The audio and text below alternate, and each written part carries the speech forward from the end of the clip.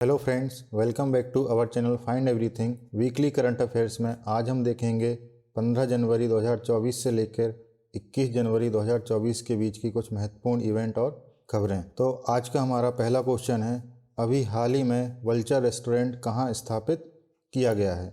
तो दोस्तों, अभी हाल ही में झारखंड स्टेट में वल्चर रेस्टोरेंट स्थापित किया है और झारखंड के कोडरमा जिले में यह स्थापित किया गया है। और इन रेस्टोरेंट की स्थापना इसलिए की जा रही है क्योंकि प्रतिबंधित डाइक्लोफेनिक के उपयोग के कारण यह पक्षी कोडरमा और हजारीबाग जिलों के कुछ हिस्सों को छोड़कर राज्य से लगभग विलुप्त हो गया है। तो इन्हीं को संरक्षित करने के लिए यह वल्चर रेस्टोरेंट की स्थापना की जा रही है। और यदि हम पहले वल्चर रेस्टोरेंट की बात करें तो पहला वल्चर रेस्टोरेंट वर्ष 2015 में पश्चिमी घाट में भूख से मर रहे सफ़ेद दुम वाले गिद्धों के संरक्षण के लिए महाराष्ट्र के रायगढ़ जिले के फणसाड वन्यजीव अभ्यारण्य में स्थापित किया गया था। यदि हम भारत में गिद्धों की प्रजातियों की बात करें तो भारत में 9 गिद्ध प्रजातियां पाई जाती हैं, जिनको कि आप यहां पे देख सकते हैं। जैसे कि यह सफ़ेद पुट्ठे वाला गिद्ध जिप्स बेंगलेसिस जो कि क्रिटिकली इंडेंजर्ड कैटेगरी में आता है। इसी तरह यह पतली चोंच वाला गिद्ध जिसको हम जिप्स टेनियोरोस्ट्रिस भी कहते हैं, यह भी क्रिटिकली इंडेंजर्ड कैटेगरी में है। और यह है आपका भारतीय गिद्ध जिप्स इंडिक्स, यह भी क्रिटिकली इंडेंजर्ड कैटेगरी में आता है। और ये लाल सिर वाला गिद्ध यह भी क्रिटिकली इंडेंजर्ड कैटेगरी में है। और इसी तरह ये बाकी की 5 प्रजातियां और हैं जो कि IUCN की अलग अलग कैटेगरी में पाए जाते हैं। हमारा अगला क्वेश्चन है, क्रिस्टल अवार्ड किस संस्था द्वारा दिया जाता है। तो दोस्तों यह अवार्ड विश्व आर्थिक मंच वर्ल्ड इकोनॉमिक फोरम के द्वारा प्रदान किया जाता है। और 2024 में 30वें वार्षिक क्रिस्टल पुरस्कार के जो विजेता रहे हैं वह हैं डायवेडो फ्रांसिस केरे जो कि एक वास्तुकार हैं, मिशेल येहो जो कि एक एशियन एक्ट्रेस हैं, नाइल रॉजर्स जो कि रिकॉर्ड निर्माता, गिटार वादक और संगीतकार हैं, जिनको कि आप यहाँ पे देख सकते हैं। ये हैं डायवेड फ्रांसिस कैरे, ये हैं मिशेल येहो और ये हैं Nile Rogers. World economic forum ने 15 से 19 जनवरी 2024 को दावोस क्लस्टर्स स्विट्जरलैंड में अपना 54वीं वार्षिक बैठक आयोजित की है। और इस बैठक की जो थीम है वह है रीबिल्डिंग ट्रस्ट। अगला क्वेश्चन है, अंतर्राष्ट्रीय ऊंट महोत्सव 2024 का आयोजन राजस्थान के किस जिले में किया जा रहा है। तो दोस्तों, यह आयोजन राजस्थान के बीकानेर जिले में किया जा रहा है और यह आयोजन पर्यटन विभाग द्वारा किया जा रहा है, जो कि एक 3 दिवसीय अंतर्राष्ट्रीय ऊंट महोत्सव है। और बीकानेर क्षेत्र अपने ऊँटों के लिए प्रसिद्ध है और यहाँ के जो ऊँट हैं अपनी ताकत, सहनशक्ति और सुंदरता के लिए जाने जाते हैं। राजस्थान के पर्यटन विभाग द्वारा आयोजित किए जाने वाले अन्य महोत्सव हैं रेगिस्तान महोत्सव जो कि जैसलमेर में आयोजित किया जाता है, ऊंट महोत्सव अभी हमने देखा बीकानेर में आयोजित किया जाता है, नागौर मेला यह नागौर जिले में आयोजित किया जाता है, पुष्कर मेला यह पुष्कर जिले में आयोजित किया जाता है, हाथी उत्सव यह जयपुर जिले में आयोजित किया जाता है, मेवाड़ महोत्सव यह उदयपुर जिले में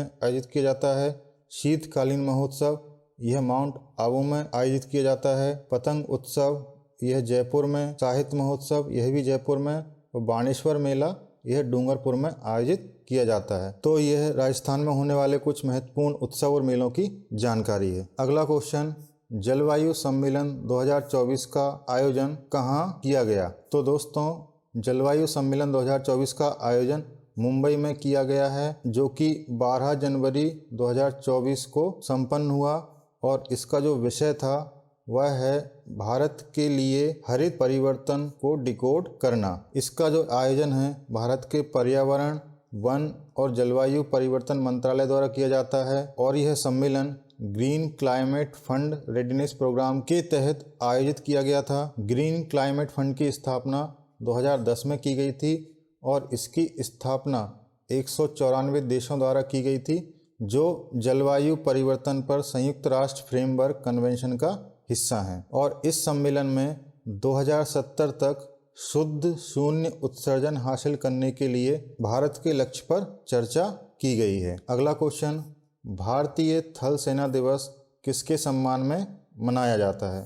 तो दोस्तों, भारतीय थल सेना दिवस जनरल KM करियप्पा के सम्मान में मनाया जाता है और जो कि हर वर्ष 15 जनवरी को मनाया जाता है। 15 जनवरी 1949 को फील्ड मार्शल KM करियप्पा ने अंतिम ब्रिटिश जनरल फ्रांसिस बुचर से भारतीय सेना के पहले कमांडर इन चीफ का पदभार संभाला था और इसी की याद में हर वर्ष 15 जनवरी को भारतीय थल सेना दिवस मनाया जाता है। 15 जनवरी 2024 को देश का 76वां भारतीय सेना दिवस मनाया गया और यदि हम वर्तमान में बात करें तो वर्तमान में जनरल मनोज पांडे थल सेना अध्यक्ष हैं, जिन्होंने 30 अप्रैल 2022 को पदभार ग्रहण किया था, जिनको कि आप यहाँ पे देख सकते हैं। और ये हैं जनरल KM करियप्पा और जिनकी याद में यह भारतीय थल सेना दिवस मनाया जाता है। इसके अलावा भारतीय वायुसेना दिवस प्रतिवर्ष 8 अक्टूबर को मनाया जाता है और भारतीय नौसेना दिवस प्रतिवर्ष 4 दिसंबर को मनाया जाता है। Next question, multi sport beach games 2024 में प्रथम स्थान किस राज्य ने प्राप्त किया है? तो दोस्तों, पहले मल्टी स्पोर्ट्स बीच गेम 2024 में मध्य प्रदेश राज्य ने पहला स्थान प्राप्त किया है। इन बीच गेम्स का आयोजन 4 जनवरी 2024 को दीव के ब्लू फ्लैग प्रमाणित घोघला समुद्र तट पर हुआ और इन बीच गेम्स में कुल 8 खेलों का आयोजन किया गया। इन खेलों में शामिल थे volleyball, boxing, swimming, kabaddi, pancake सिला, टग ऑफ वॉर, मलखम्ब और सॉकर। तो यह 8 गेम इन बीच गेम्स में शामिल किए गए थे। मध्य प्रदेश ने 7 स्वर्ण सहित कुल 18 पदकों के साथ पदक तालिका में शीर्ष स्थान प्राप्त किया। इसके अलावा महाराष्ट्र ने 3 स्वर्ण सहित 14 पदक जीते और पहली बार भारत में बीच गेम्स का आयोजन किया गया है। अगला क्वेश्चन, भारत का कौन सा टाइगर रिजर्व पहला डार्क स्काई पार्क बना है? तो दोस्तों, अभी हाल ही में पेंच टाइगर रिजर्व महाराष्ट्र भारत का पहला डार्क स्काई पार्क बना है और एशिया में 5वां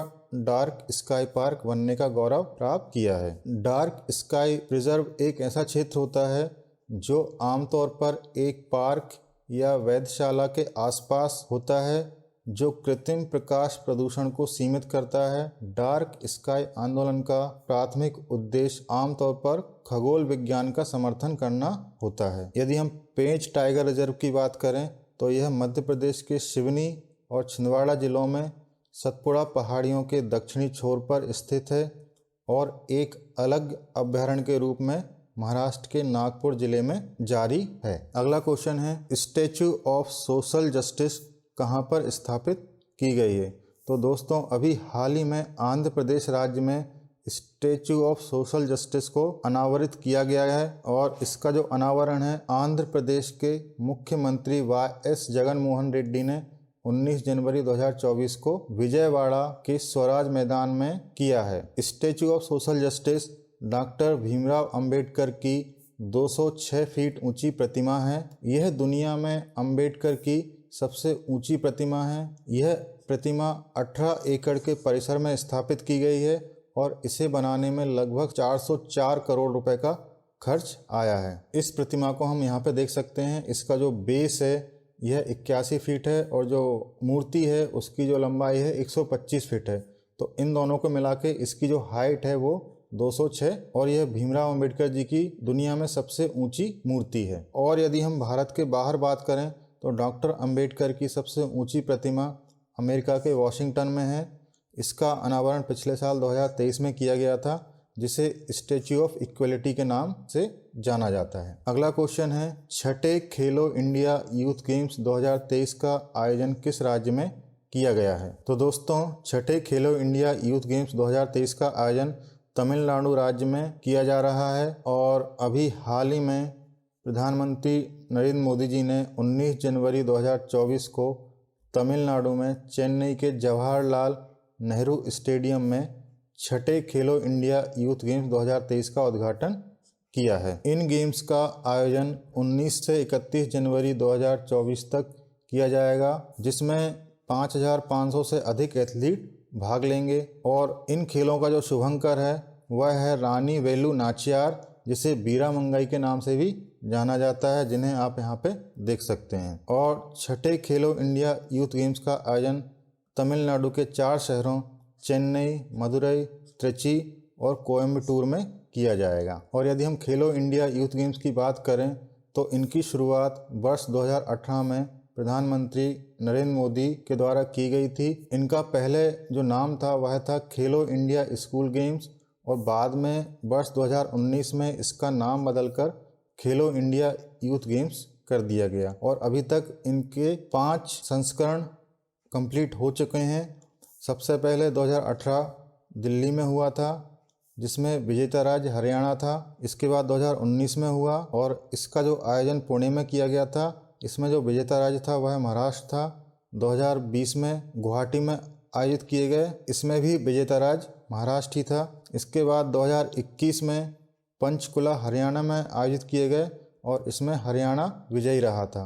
और 2023 में मध्य प्रदेश भोपाल में आयोजित किए गए और इसमें जो विजेता राज्य था वह महाराष्ट्र था। और अभी खेलो इंडिया यूथ गेम्स के छठे संस्करण का आयोजन कहाँ पे है?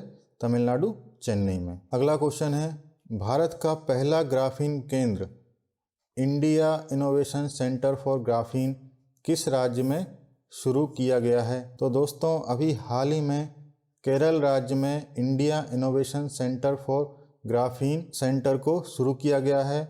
और इसकी जो स्थापना है भारत सरकार के इलेक्ट्रॉनिक्स और सूचना प्रौद्योगिकी मंत्रालय और टाटा स्टील लिमिटेड के संयुक्त साझेदारी से इस सेंटर की शुरुआत की गई है। यदि हम ग्राफीन की बात करें तो ग्राफीन एक हेक्सागोनल जालिका में व्यवस्थित कार्बन के एक रूप ग्रेफाइट से बने ग्राफीन अणु की मोटाई वाला सामान्य कार्बन की एक पतली परत होती है।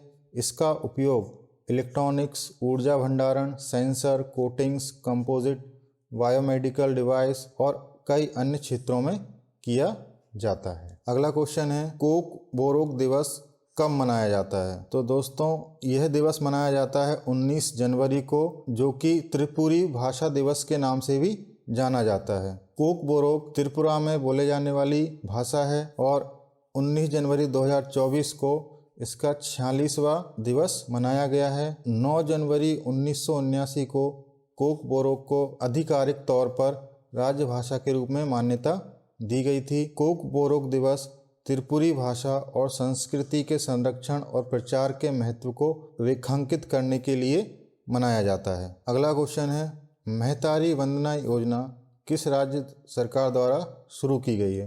तो दोस्तों अभी हाल ही में छत्तीसगढ़ सरकार द्वारा महतारी वंदना योजना शुरू की गई है। जैसे कि मध्य प्रदेश में लाडली बहना योजना चालू की गई थी, उसी की तर्ज पर छत्तीसगढ़ में महतारी वंदना योजना चालू की गई है, जो कि महिलाओं को मासिक वित्तीय सहायता देने वाली एक योजना है। इस योजना के तहत महिला लाभार्थियों को प्रति माह 1,000 रुपये दिए जाएंगे और 23 से 60 वर्ष की निवासी विवाहित महिलाओं को यह राशि दी जाएगी। और जिनकी आय 2.5 लाख रुपए से कम है वह महिलाएं इसके लिए आवेदन कर सकती हैं। और इस योजना का उद्देश्य महिलाओं की वित्तीय स्थितियों में सुधार करके उन्हें आर्थिक रूप से सशक्त बनाना है। अगला क्वेश्चन है, ग्लोबल फायर पावर इंडेक्स 2024 में भारत को कौन सा स्थान मिला है? तो दोस्तों ग्लोबल फायर पावर इंडेक्स 2024 में भारत को 4था स्थान मिला है। यह इंडेक्स विश्व की सबसे शक्तिशाली सेनाओं पर नज़र रखने वाली वेबसाइट ग्लोबल फायर पावर की ओर से जारी किया जाता है। और इस वर्ष 2024 में फायर पावर रैंकिंग में 145 देशों का आकलन किया गया है, जिसमें भारतीय सेना ने 4था स्थान हासिल किया है। पहले स्थान पर अमेरिका है, दूसरे पर रूस और तीसरे पर चीन है। दुनिया की सबसे ताकतवर देशों की सूची में भारत का पड़ोसी पाकिस्तान 9वें स्थान पर है। यदि हम 2023 की बात करें तो 2023 में भी इंडिया 4थे स्थान पर ही था। अगला क्वेश्चन है, सिखों के 10वें गुरु कौन हैं? तो दोस्तों गुरु गोविंद सिंह सिखों के 10वें और अंतिम गुरु माने जाते हैं। श्री गुरु तेग बहादुर जी के बलिदान के उपरांत 11 नवंबर सन 1675 को यह 10वें गुरु बने थे। गुरु गोविंद सिंह का जन्म 22 दिसंबर 1666 को पटना में 9वें सिख गुरु श्री गुरु तेग बहादुर जी और माता गुजरी के घर में हुआ था। इनके बचपन का नाम गोविंद राय था। इन्होंने वर्ष 1699 में खालसा नामक योद्धा समुदाय की स्थापना की। इन्होंने एक नया संस्कार पाहुल शुरू किया। यह मानव रूप में अंतिम सिख गुरु थे और इन्होंने गुरु ग्रंथ साहिब को सिखों के गुरु के रूप में नामित किया। प्रतिवर्ष 17 जनवरी को गुरु गोविंद सिंह की जयंती को प्रकाश पर्व के रूप में मनाया जाता है और गुरु गोविंद सिंह जी के साहिबजादे बाबा फतेह सिंह और जोरावर सिंह की शहादत के सम्मान में 26 दिसंबर को प्रतिवर्ष वीर बाल दिवस मनाया जाता है। अगला क्वेश्चन है, अभ्यास अयोध्या किन देशों के मध्य होता है? तो यह युद्ध अभ्यास भारत और थाईलैंड के मध्य किया जाता है। इसमें भारतीय नौसेना और रॉयल थाई सेना के बीच पहला द्विपक्षीय समुद्री अभ्यास अयोध्या 20 से 23 दिसंबर 2023 तक आयोजित किया गया था। इस शब्द का अर्थ है अजय या अपराजय। इसमें भारतीय नौसेना के जहाज कुलिश और INLCU 56 ने अभ्यास में भाग लिया और रॉयल थाई सेना की ओर से महामहिम जहाज प्रचु आप खरी खान ने भाग लिया था। अगला क्वेश्चन है, धनु यात्रा किस राज्य में आयोजित की जाती है? तो दोस्तों यह यात्रा उड़ीसा राज्य में आयोजित की जाती है और उड़ीसा में पौष माह में 11 दिनों तक मनाया जाने वाला यह विश्व का सबसे बड़ा ओपन एयर थिएटर है। यह नाट्य अभिनय देवकी एवं वासुदेव के भव्य विवाह समारोह के साथ शुरू होकर भगवान कृष्ण द्वारा कंस वध पर समाप्त होता है। भारतीय स्वतंत्रता का जश्न मनाने के उद्देश्य से पहली बार वर्ष 1948 में धनु यात्रा का प्रदर्शन किया गया था और हाल ही में उड़ीसा के जीरा नदी के तट पर स्थित बारगढ़ में इस क्षेत्रवी धनु यात्रा की शुरुआत की गई है। अगला क्वेश्चन है, किस संगठन ने घातक निपा वायरस के लिए पहला मानव टीका परीक्षण शुरू किया है? तो दोस्तों अभी हाल ही में ऑक्सफोर्ड विश्वविद्यालय द्वारा इस निपा वायरस के लिए मानव परीक्षण शुरू किया है और इन्होंने इस निपा वायरस के खिलाफ एक वैक्सीन डेवलप की है जिसका नाम है CHAdOX1 निपा V और इस वैक्सीन के लिए इनको मानव परीक्षण के लिए अनुमति मिल गई है जिसमें 18 से 55 आयु वर्ग के 51 प्रतिभागी शामिल हैं। निपा वायरस एक घातक वायरस है जो कि दक्षिण पूर्व एशिया में प्रकोप का कारण बना है और इसके जो हाल ही में भारत में भी कुछ केस पाए गए हैं जो कि केरल में पाए गए थे। यह वायरस फल चमगादड़ों द्वारा फैलाया जाने वाला एक वायरस है जो कि जानवरों के संपर्क में आने या एक व्यक्ति से दूसरे व्यक्ति के संपर्क में आने से फैल सकता है। WHO द्वारा इसे प्राथमिकता वाली बीमारी के रूप में मान्यता दी गई है। अगला क्वेश्चन है, हैविश्योर वैक्सीन किससे संबंधित है? तो दोस्तों यह संबंधित है हेपेटाइटिस ए से। अभी हाल ही में इंडियन इम्यूनोलॉजिकल लिमिटेड ने देश का पहला स्वदेशी रूप से विकसित हेपेटाइटिस ए वैक्सीन हैविश्योर लॉन्च किया है। हैविश्योर 2 खुराक वाली एक वैक्सीन है। पहली खुराक 12 महीने से ऊपर की उम्र में दी जाती है और जबकि दूसरी खुराक पहली खुराक के कम से कम 6 महीने बाद दी जाती है। हेपेटाइटिस ए लीवर की सूजन है जो हल्के से लेकर गंभीर लक्षण पैदा कर सकती है। यह बीमारी अलग अलग प्रकार के संक्रामक वायरस और गैर संक्रामक अभिकारकों के कारण होती है। और यदि हम बात करें वर्ल्ड हेपेटाइटिस डे की तो प्रतिवर्ष 28 जुलाई को वर्ल्ड हेपेटाइटिस डे मनाया जाता है। और यदि हम हेपेटाइटिस की बात करें तो इसकी अलग अलग कैटेगरी होती हैं। पहली category A, second B, C, D और लास्ट है E। और ये कैसे फैलता है और इनके लिए क्या उपचार है आप इस टेबल से देख सकते हैं। अगला क्वेश्चन है, नॉर्थ ईस्टर्न काउंसिल NEC की 71वीं बैठक कहाँ आयोजित की गई है? तो दोस्तों अभी हाल ही में मेघालय में NEC की 71वीं बैठक 19 जनवरी 2024 को राज्य कन्वेंशन सेंटर शिलोंग मेघालय में केंद्रीय गृह मंत्री अमित शाह की अध्यक्षता में पूर्ण की गई है। यदि हम बात करें इसके मुख्यालय की तो इसका मुख्यालय शिलोंग है और केंद्रीय गृह मंत्री इसका पदेन अध्यक्ष होता है।